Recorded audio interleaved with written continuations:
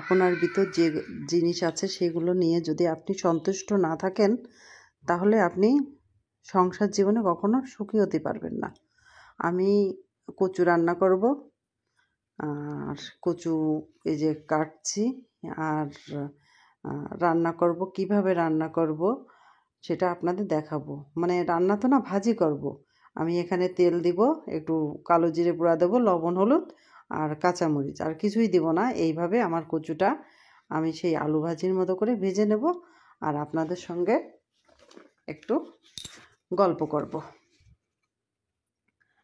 আমাদের মধ্যে যা আছে সেইগুলোতে সন্তুষ্ট যদি আমরা না হই, আর আমাদের যা নেই সেগুলো নিয়ে অহেতুক আমরা দুশ্চিন্তা করি।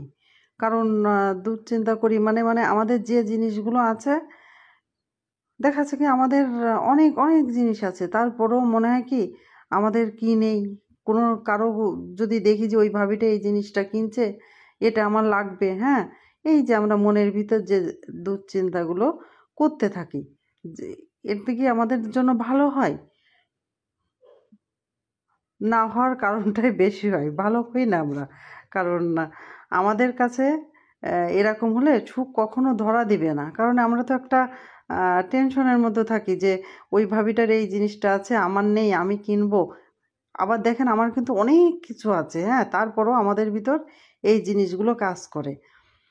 আমাদের যা আছে এইগুলোকে মূল্যায়ন করতে ব্যর্থ হই। তাই সুখী হওয়ার পূর্বশর্ত হচ্ছে নিজের মধ্যে যা আছে আগে সেইগুলোকে মূল্যায়ন করা, সেইগুলোতেই সন্তুষ্ট থাকতে হবে। তাহলে দেখা যাবে যে আমাদের মনের মধ্যে যে না পাওয়ার আকাঙ্ক্ষা আছে সেই বেদনা মুছে গিয়েছে। তা আমরা যে জিনিসগুলো আমাদের আছে সেইগুলো নিয়ে আমরা কখনো সুখী থাকতে পারি না, আর যা নেই তাই নিয়ে আমরা শুধু মাঝে মাঝে চিন্তা করি। দেখা যাচ্ছে কি আমার খুব সুন্দর একটা কানের দুল আছে, দেখা যাচ্ছে কি আমারটা দেখে অন্যজনে পছন্দ করে, কিন্তু আমার এটা ভালো লাগে না।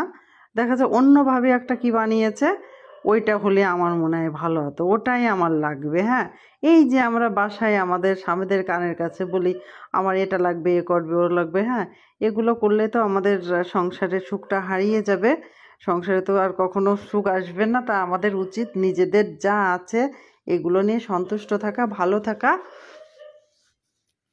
এটাই বললাম।